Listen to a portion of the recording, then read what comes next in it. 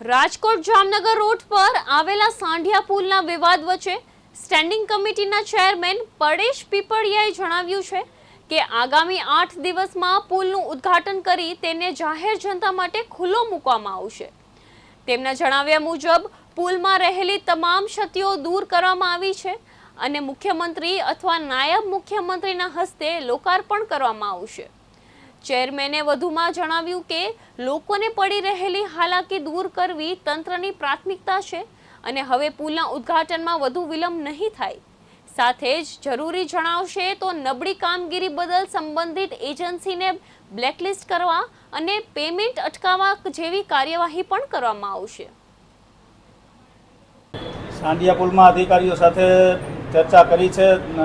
થોડોક જ દિવસનું કામ બાકી છે। એમનો ફાઇનલ રિપોર્ટ આવી જાય કામનો પાછા એકવાર અમે વિઝિટ કરવા જવાના છીએ અને વિઝિટ કર્યાના થોડાક જ દિવસમાં સાંઢિયા પુલનું ખાતમુહૂર્ત થઈ જાય, લોકાર્પણ થઈ જશે।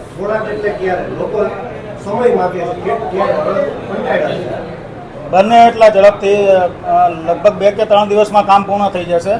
ફાઇનલ એક વિઝિટ કરી અને એના પછીના વધીને 1 કે 2 દિવસમાં લોકાર્પણ થઈ જશે। પૂરા પ્રયત્ન છે। 8 દિવસ પહેલા થાય એવા પણ પ્રયત્નો કરી રહ્યા છીએ।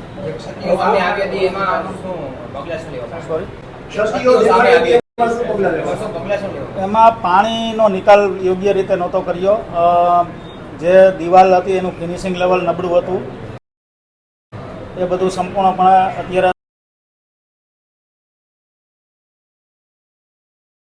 લગભગ 80% કામ થઈ ગયું છે। એ આપણને ફાઇનલ રિપોર્ટ આપે કે કામ અમારો લેવલથી પૂર્ણ થઈ ગયું છે, પછી ફાઇનલ અમે વિઝિટ કરશું, પછી બને એટલું ઝડપથી આપણે લોકોની સુખાકારી માટે લોકાર્પણ કરશું।